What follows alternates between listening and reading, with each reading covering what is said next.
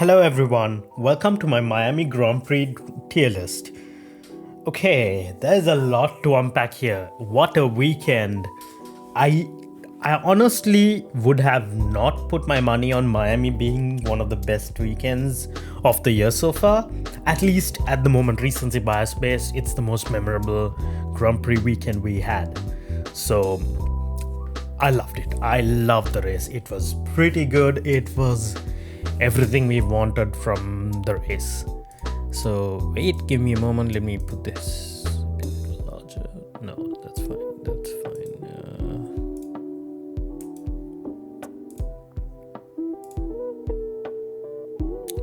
Yeah. All right. So a lot to unpack here.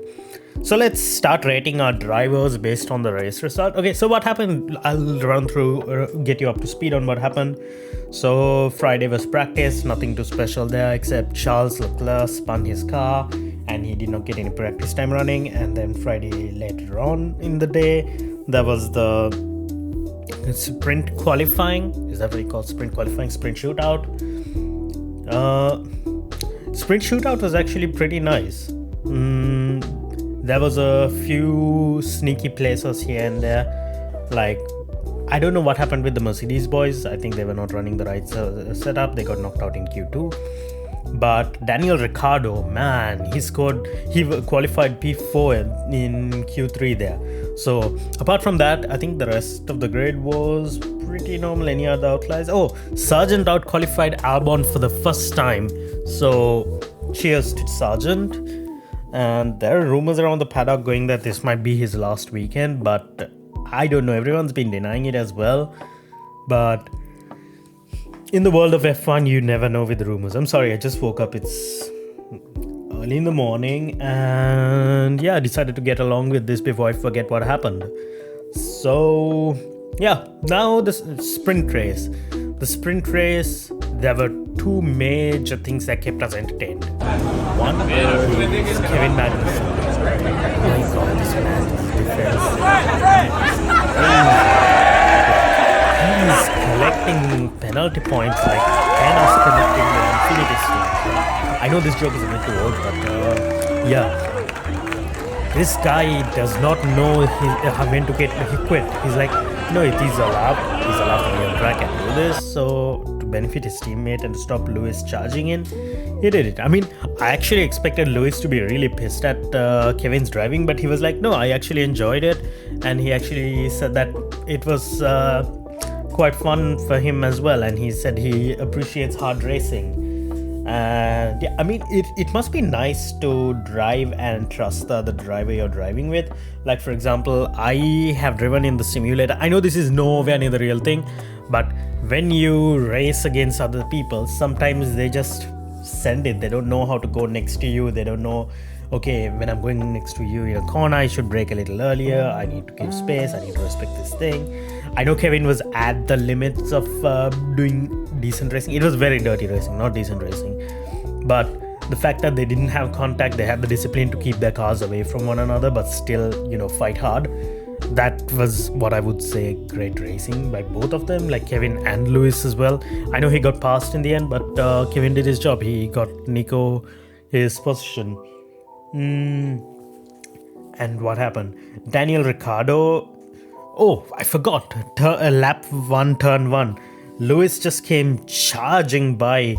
I mean, I would say if you watch the replay, you would initially blame Lewis for doing this.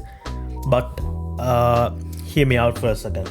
There was another instance, a person to blame here, and that is Lance Stroll, actually.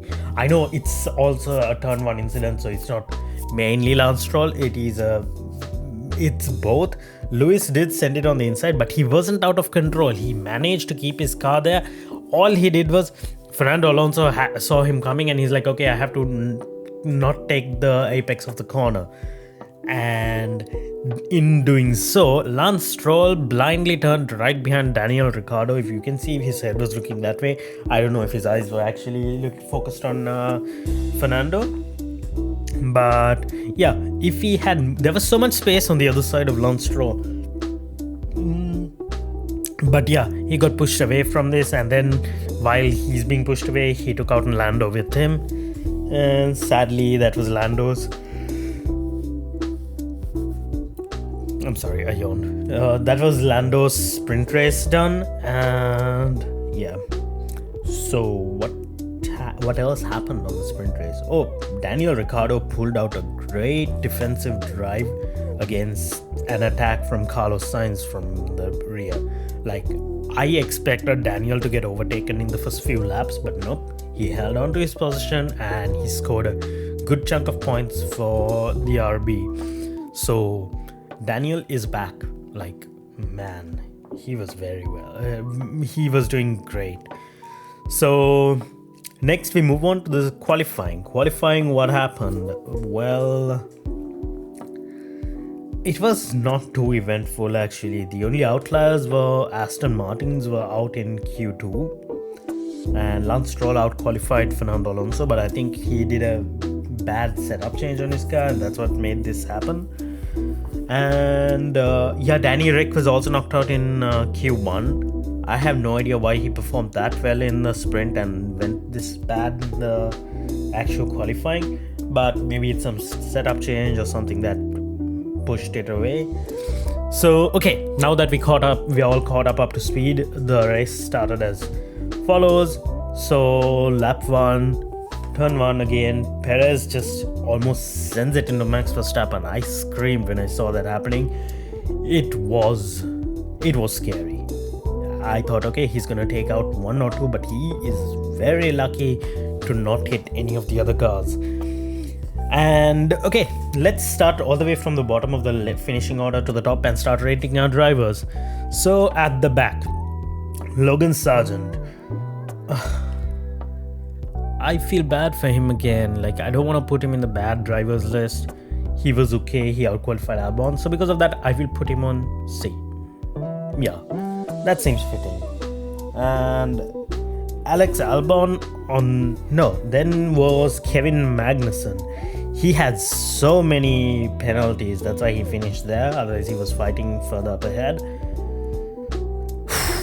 This guy is very hard to grade. When it comes to entertainment, I would put him right there in the S tier, but he was very unsportsmanlike.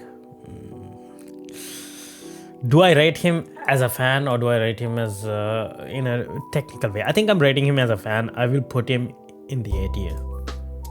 A because of the entertainment, and that's it. Would I want to race against Kevin Magnussen? Hell no, because I'll be scared. I'll be really scared because this guy knows to push his limits to defend, so you cannot get past him. I mean, he's the kind of driver that would drive a combine harvester behind his teammate, so his teammate could score points and he would not let anyone pass. I don't know why I even thought of this. Okay, so next, Alex Albon. I expected more from him. I'm putting him in D tier. He was okay, but in the end he had a very bad lockup, and I don't know what was happening with Alex. He's not the Albon we used to know, and it was quite a different person. So I think he was one of the worst drivers of on the grid today. Lance Stroll, why is he even in F1? I'm putting him in D tier too. Not as bad as Alex, but pretty bad. For the sprint turn 1 incident, I will have to knock him down as well. I would have put him in C because he didn't do anything too stupid, but he did the same thing like the previous race, where he was fixated on not one car in front. He was earlier fixated on the corner, now he was fixated too much on Danny Rick. He didn't see what's happening around him, and I would blame that along with Lewis's risky move. But I mean, the only reason I would say that Lewis's move was valid was he didn't lose control of his car. If he locked up, understeered into someone, then you could say, okay, that was Lewis going bowling. But no, he was in control, so it was fine. Next is Valtteri Bottas. Valtteri was pretty anonymous. I would say let down by his car, and yeah, I'll just put him here. No, I'll put him in the C tier. He wasn't compared to last race, he was not at the level of the Valtteri we know. So he goes there. And then we get Daniel Ricciardo. I am going to put him in the high A tier. It would have been S if he finished in points or he qualified well for the main race too. But no, I think, should I put him in S tier or do you think it's unfair? I mean, let me know if you think it's unfair if I put him in S tier. But I think his sprint drive showed us that he's capable of taking a dustbin and putting it where it does not belong. Okay. Okay, I'm sorry. That was... Next we have Zhou Guanyu. I put him in B tier. Pretty average drive, and he was pretty anonymous, but like we did not see anything happen with the green cars. It's because the rest of the guys were stealing the action, and yep. And Oscar Piastri, oh, I feel bad for him. I mean, he was racing really hard. And did you guys see that picture for the driver of the day vote? Why did they have him as a old man? He looked like he had no hairline at all. It was crazy. I don't know. I just found that picture weird. Maybe because they took the picture from his other side.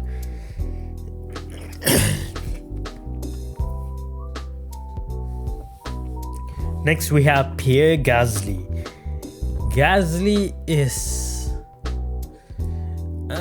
yeah, he did that. He was fine. He didn't do anything too dumb. I think, yeah, I'll put him here. And Esteban Ocon finished in points. I will put him on the A tier. No, I'll put him in the high B tier, and I think I will put Gasly down here. High C tier.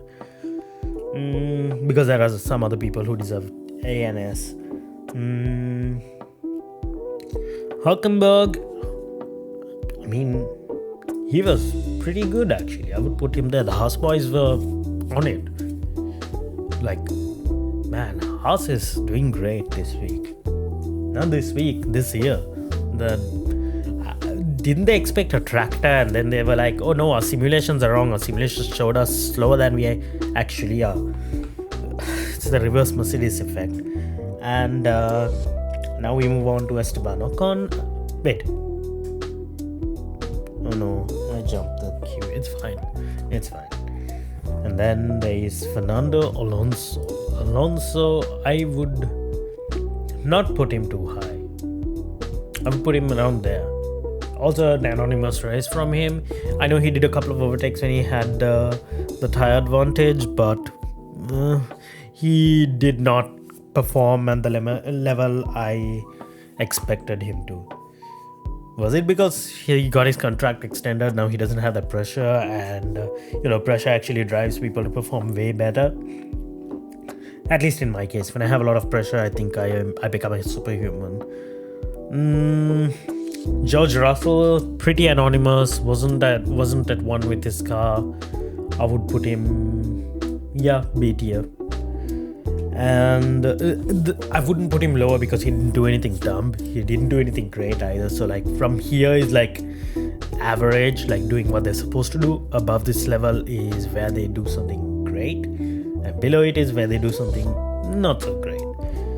So yeah, that's why Bottas and these people are here. Okay, anyways, I'm done explaining my tier list. Next is Yuki Tsunoda. Yuki, I would put him here. Not as good as Danny Rick, because he was driving, he just didn't do anything stupid, but do I count the sprint as well? Yeah, I think I should, because I counted it for Daniel, so that's why I'm putting him low 8 here. But he was pretty good actually. I think the RB is a solid car right now. It's as fast as the Mercedes, which brings me on to Lewis Hamilton.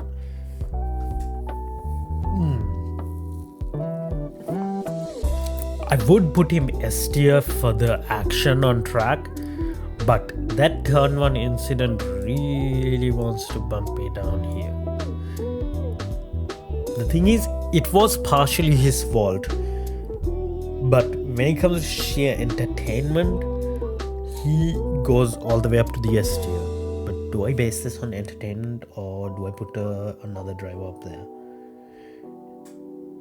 Okay, I'll leave him here for now and I might bump him down in a while. So the next driver is Carlos Sainz. Carlos Sainz did receive a 10-second penalty for the collision with Oscar Piastri and almost taking him out of the race. I would put him here. Not a bad drive, but no, I'll put him here. Not one of his strongest drives. I have seen Carlos perform better. I don't know what happened to him. This time he was probably frustrated, not being able to get past that. Then we have Sergio Perez. The race turn 1 makes me want to put him here, but then he didn't do anything stupid and finished in points, so he needs to go there. So then I will put him right in the middle over there. And yeah, he just had a good car, didn't capitalize on it. I know the Red Bulls were struggling with their hard tires, but he pitted for mediums, and he was actually defending from the crappy Mercedes. Like, why was that a thing? Why was he defending from Hamilton? And next we have Charles Leclerc. Oh, he drove a great race in my opinion. I think he was messed up by his strategy. Ferrari pulled a kind of a Ferrari strategy again, where they pitted him way too early. And yeah, but he was fine. I think he was also like, why I have to talk with the team why they pitted me that early. But yeah, Lando S tier, easy S tier, and he is washed. No, I don't think Lewis deserves to play a spot there. I'll have to put him here. Yeah, this is my tier list for the race, and my god, Lando won.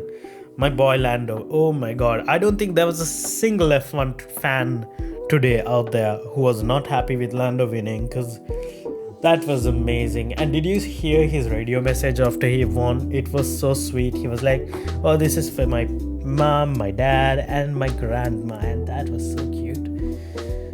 I know it was just adorable. I think it was quite a wholesome moment. Lando's first win, it was pretty nice. And yeah, this was a great weekend. I didn't expect Miami to be good, but it shone. Maybe because, you know, it's like under promised and over delivered. So yeah, I didn't expect Miami to be good, but Miami was pretty great. And okay, so I will leave you guys at this, or the video is getting way too long, and I'll catch you up next week perhaps. I have another video I'm making, one basically showing you how to learn a new racetrack, and I will release it later this week. I know I haven't been keeping up with my promises, but I will try my best. I have recorded it, and not the voice recording. I have to just do the voiceover now, and things would be ready to be published. So I will talk to you guys, catch you guys in a couple of days. See you. Have a nice weekend. Bye.